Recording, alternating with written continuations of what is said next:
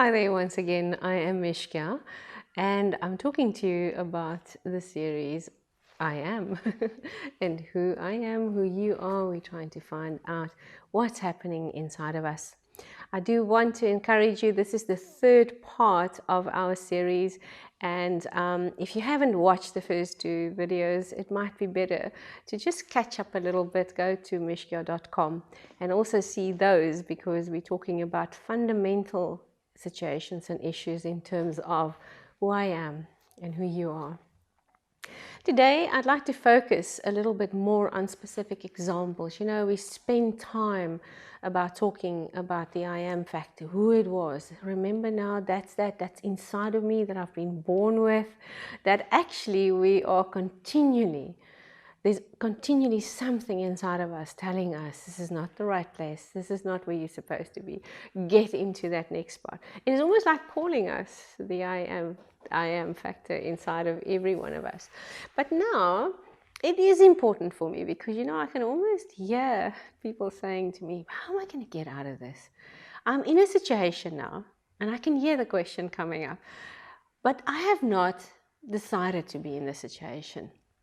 It is something that's been decided for me, or I've made a wrong decision. Remember previously I said, because we don't know who we are, when we understand who we are, we make other decisions.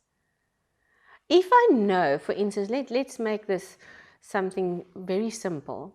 If I know that I'm wearing a certain size clothing or a certain size shoe, it's very easy for me to go and pick some shoes, isn't that right? Because I will go up to the salesperson and I would first of all see something I like, but then the salesperson must have it available in my size. So if they don't have, I for instance wear a 3 or a 4, and if they don't have a size 3 or 4, I can't just decide, oh man, I love this shoe, I think I'll just take a 6, you know what, let's just see how it works out. It's not really gonna work. So that's very similar to when we start to understand our identity, who we are. What is that I am inside of me? We make different decisions. We make different decisions in terms of our careers. We make different decisions in terms of who we get married to. Make different decisions of who our friends will be. And as we grow closer and closer and closer to this factor of who we are, we actually start to lose, if I can put it that way, people. Some people don't feel comfortable anymore. You'll find out the moment that you start to change and say, but I don't want to be there anymore. I actually want to go and I want to become that person who I'm supposed to be. A lot of people might even leave you in that process. They might think there's something weird going on with you. And that's, sort of a good thing, because you don't always want that in your life. And I don't want that in my life. It doesn't mean that there's something wrong with them. It doesn't mean that at all. You know, very often we have the wrong perception even of something like rejection. But you know, sometimes if you plant a certain little seed or a certain plant into a soil that is not right for them, or into an area where they're not supposed to be, they don't grow. It's simply because it's just not in the right place. So, you know, if we look at that, we realize that rejection is not always a bad thing. Very often people feel very rejected. We feel rejected in relationships, you know. I was with this person and he or she left me, and I feel up until today, why did that happen? And we carry all these things. But I'd really like to say to you, maybe it's just a factor of realizing that perhaps it was the wrong plant in the wrong soil, or the wrong seed in the wrong soil, or whatever. And the easiest and the best way to sort of get to the next level is to get over it, and to understand that not everything is meant to be in the same place all the time. Even a mother and a baby, there comes a time where the baby and the mother rejects each other. Otherwise, the baby will never actually be born. So here the little baby is inside of the mother, and that's exactly where the baby is supposed to be for a certain period of time. And that's where he or she is nurtured in the mother's womb. But when they grow too big, the mother would say, I don't want this baby inside of me anymore. She's not rejecting her baby. She's literally knowing this is now a time. That's it, man. You're growing too big. I don't want you inside of me. The baby, once again, wants a lot more. He wants space. There where it was so comfortable up until that period of time, all of a sudden it's not comfortable anymore because the baby is growing. And that's natural. And you know how it happens? There's rejection. The mother's body literally rejects the baby, and the baby rejects the mother, and the two of them says, oh man, I want to get out of here, and she says, get out of there. And there's nothing wrong with it. It is a normal process in life. So often that's where we are as well. We want to hold on to something. Meanwhile, that might be the exact thing that is not there anymore. It shouldn't be there anymore. And be sensitive to it, because the moment that you're going to start to go back and finding out who is that, what is inside of you, what are you reaching for? Sometimes you may have to just leave people behind. Sometimes we've got families that tells us, you'll never amount to anything. Have you heard those words? No, man. What? They know us like we were when we were children, or they've got an expectancy that they think, and their expectancy might be here. But I want to say to you, the I am factor inside of you is possibly here. And unless we open up, unless we are in an environment, and there it's important for me today to even speak to parents. Don't have an expectancy of your children from here. Let them fly. Let them find out who they are and let them go there. Don't hold back. Don't hold them back. Be a protection. Give them comfort. But oftentimes, parents are fearful, and we cannot do things out of fear, because that little I am that's inside of your baby is trying to come out. They're trying to fly. Let them fly. Let them go. Let them go into that place with your protection around them. You see, so that is very important when we come to this, because the moment we're coming out of that zone, remember the last time I spoke about being out of your comfort zone. It's like being in a gym and your muscles have been lying for long and they just actually don't really know anymore what they've been created for, because we don't give them a chance. Meanwhile, they know exactly what they've been created for. They've been created to carry you. They've been created to get you healthy. But because we abuse it and we don't understand the function of a muscle, we actually don't stick to it. Now, when we start to do it, when we come inside of us, outside of a comfort zone, many things will shake around you. Things will change. Things are going to happen. And very often it's going to look like it's falling apart. And that is the hardest part of coming into your I am, is when things fall apart. Because all of us find comfort into keeping some things the same, We don't want people to reject us. We don't want people not to like us anymore. We don't want them because they've got this expectation of us, you see. And now it doesn't matter how unhappy I am. So I will always just try and keep them happy. But all the time, there's that I am factor that we've been born with that will call out. That will call out and say, you need to answer me.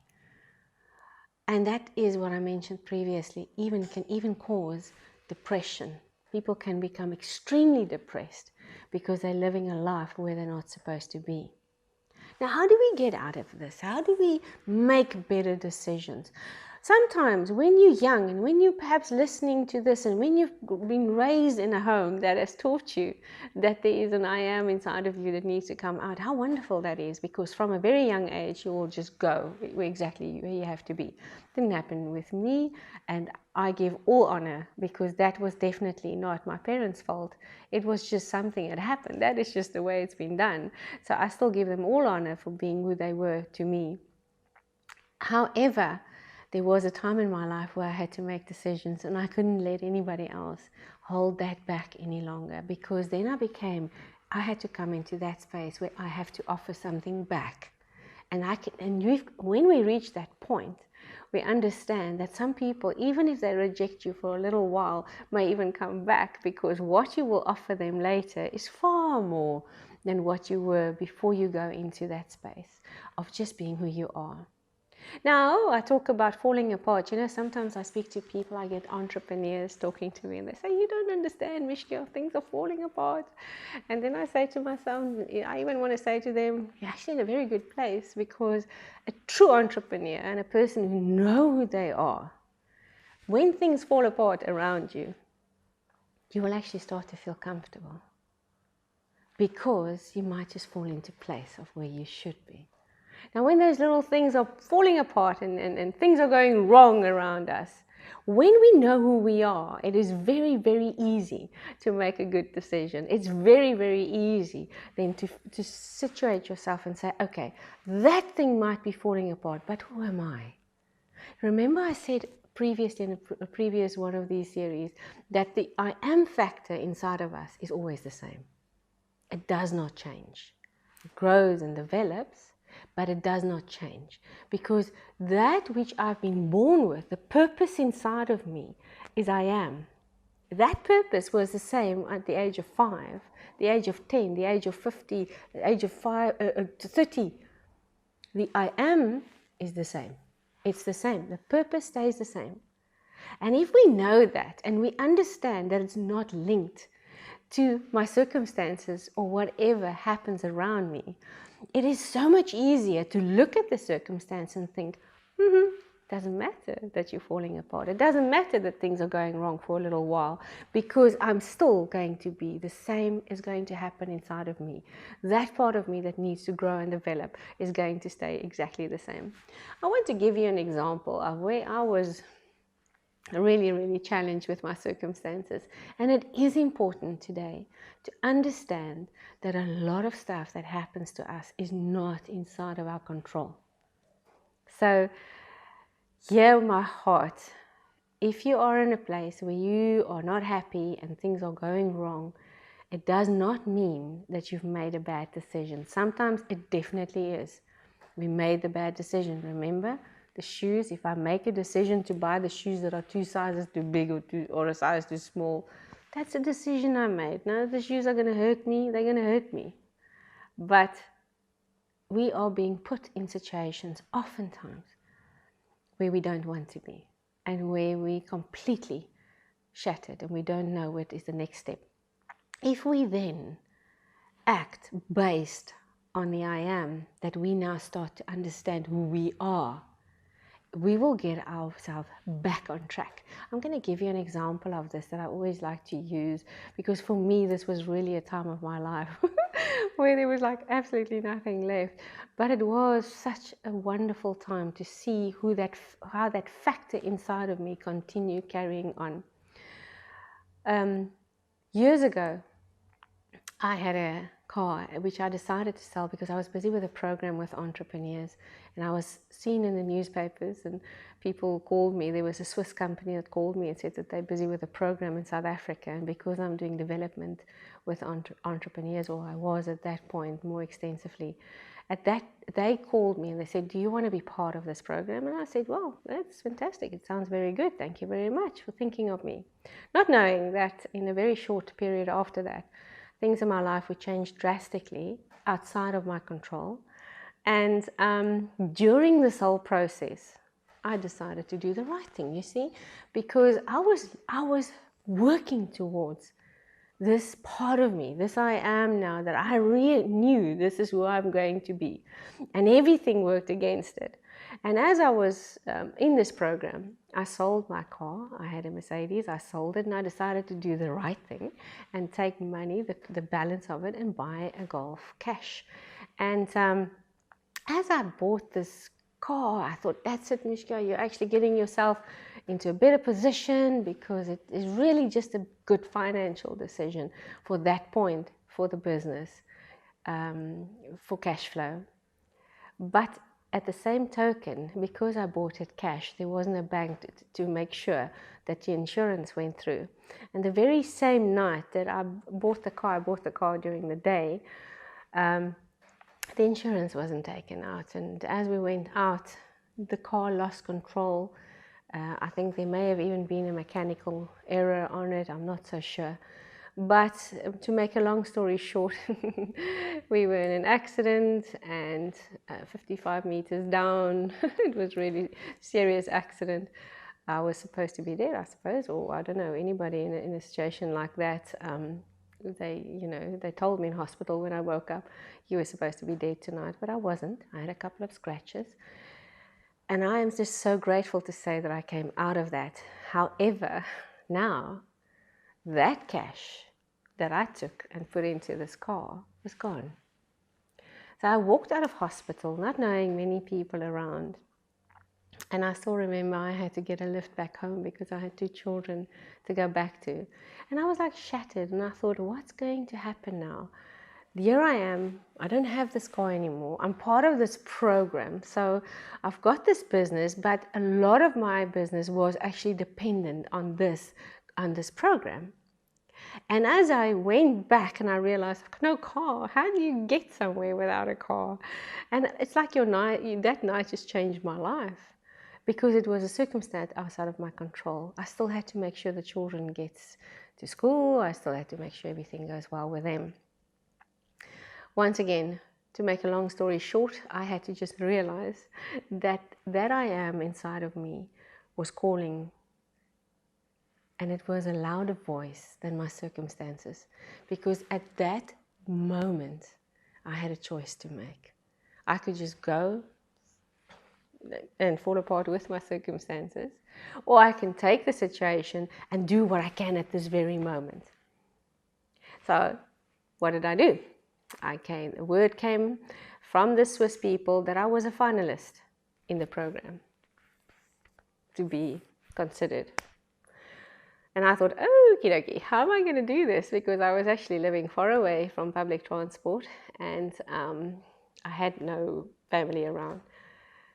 And I made a decision, and I said, okay, I'm going to do this. And at that point, it really, really went bad in my life, because now the finances dried up. It was difficult. There wasn't any money in the house. It was really difficult. It was really a moment that there was nothing left.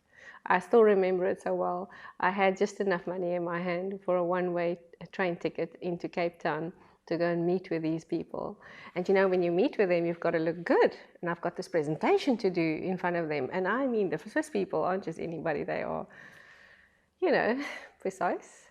So I had a choice to make. Am I just going to just leave it? Or how am I going to get there? Because the only way I was going to get there was to walk quite far in the morning on my high heels to the train station, and then get a one-way ticket, and then I was stuck. So I asked a friend, I said, please call me. I said, please, can you help me? I need to get back tomorrow. That's all I'm asking for. I just want to get back from town, back to my house again. She said, you just go. You go. We are behind you. You get onto that train and you get there. We'll make a plan that you get back home.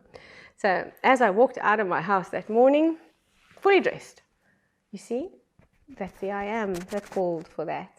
Fully dressed. I walked out. I thought, okay, I'm going to have to walk far. My neighbor turned out and he says, oh, you need a lift perhaps? I said, yes, I'm going to the train station. He said, well, I'm going to give you a lift today.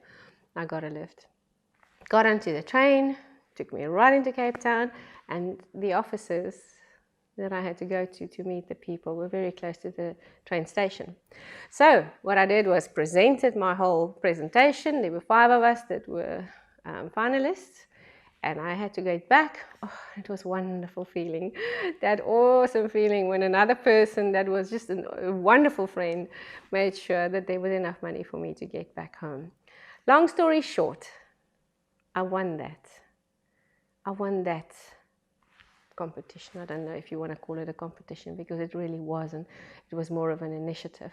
But at the end of the day, they bought me a car that was double the amount of the car that I lost that night in the accident. So that was paid off. No money. I didn't owe anybody money. And they set me up completely. They paid me enough operational cash, and they paid me enough. They set me up with new stuff for my office. And you know what? I just got new hope, and I just went on again. And I'm telling you this today because I want to encourage you to listen to that voice of that I am inside of you that you've been born with, that purpose. You see, I had to go through that. Because if I didn't, I would have never known what is inside of me.